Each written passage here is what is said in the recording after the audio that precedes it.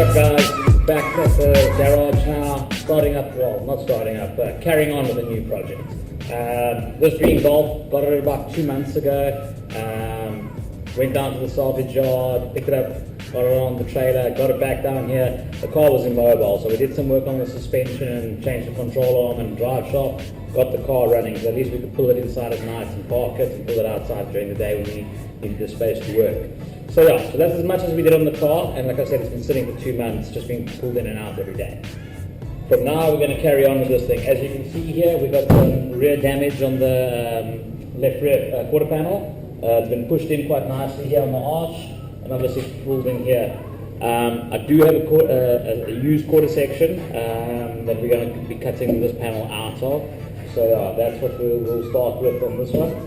And then obviously I'll take you guys around the car a little bit later and show you the front end damage. We've got 2 second-hand fenders just to put it on, just to get it more or less. I have been doing a bit of parts shopping, so we've got a new front nose panel.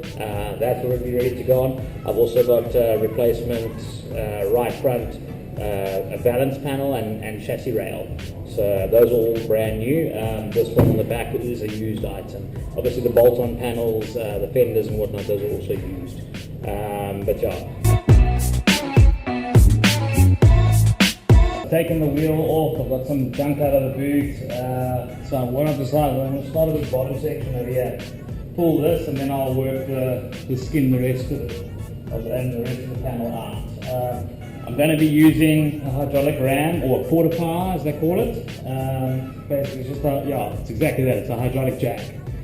So we'll hook with the different attachments, I'll hook it under the back here and just push this arch out, and then obviously work it with a hammer and a dolly.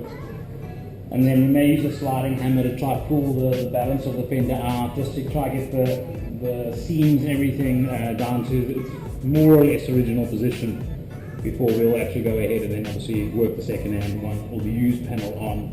Obviously the used panel is not ideal because you buckle it a little bit when you take it off, but to find a replacement, I had one, I used it on a customer's car a little while ago, so unfortunately it was the last one I had. So as you can see here, we've got the porta power bracing off the chassis rail and across through to the van. It's a bit dark in here, but yeah, so that's against the outer fender skin. So obviously we'll give it a push and then hopefully you'll see it'll bulge out here.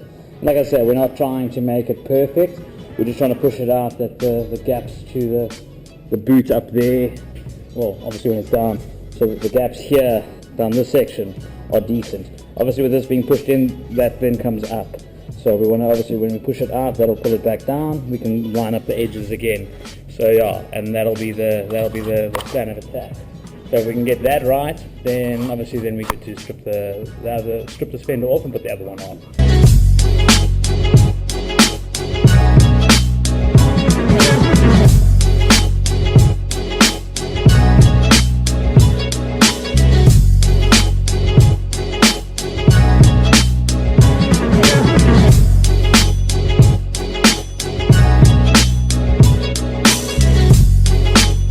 Hey guys, as you can see, we pushed this fender out. Obviously it's more or less, you could probably maybe even drive it down the road and it wouldn't attract too much attention. But the biggest problem was we had the lip here on the roof that was sitting low. We've now managed to raise it. If anything, we've raised it a bit too much, so it still needs a little bit of work there. But whenever you bend panels like this, they always settle a bit. So I'm giving it a little bit of time to settle, and if it does need to go down, then we'll get it down. But if you look along here, the gap's pretty even. Obviously when this comes down, it'll come down at this sort of angle. So then that'll close up a bit. So hopefully when it settles, that'll be right. Otherwise we need to tackle that again, because I'm still not entirely happy. If you look, you can see that the gap's narrowing towards the other side of the car. So yeah, definitely want to sort that out again. And then down here, the gap remains pretty even, and then from about that point down, obviously where it's been hit, it tightens up. So we need to obviously sort that out with the new fender or the replacement fender. Obviously here we've got a high point on the leading edge here. So for the most part, again, the gap's all good. And then just there, obviously, the drag marks go this way, so obviously the fender was pulled this way. So yeah, it tightens up on the curve there, and then coming down here, it starts going back to normal around about that point and then down. So hopefully with all that can sort out with the replacement fender. Obviously that big V that was in here, we managed to get 90% of that out down there. So again, once we get the fender off, we'll hit the substructure and get that obviously looking a lot better. So yeah, and for the most part, yeah, the boot lid is lining up. It's still a bit tight on the lights, but I'll get a replacement light, get it in there and see what's happening there.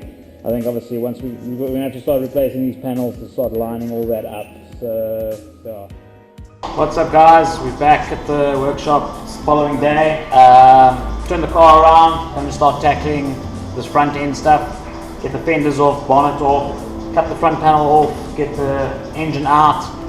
Like I said, got the replacement parts,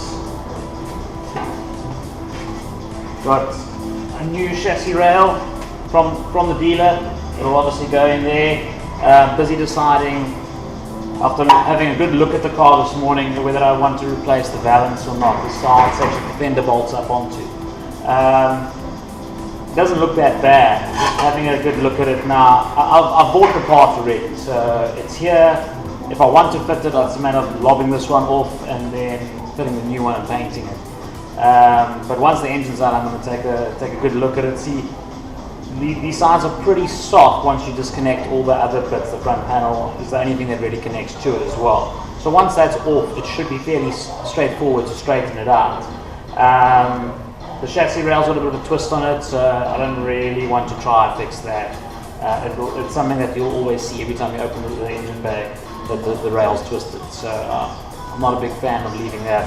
I've got the parts here, it's just a matter of ease of fitment. So whatever's going to be the easiest there and look the best.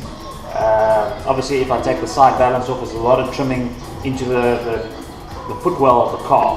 So it's quite a process to trim that off. But anyway, we'll see.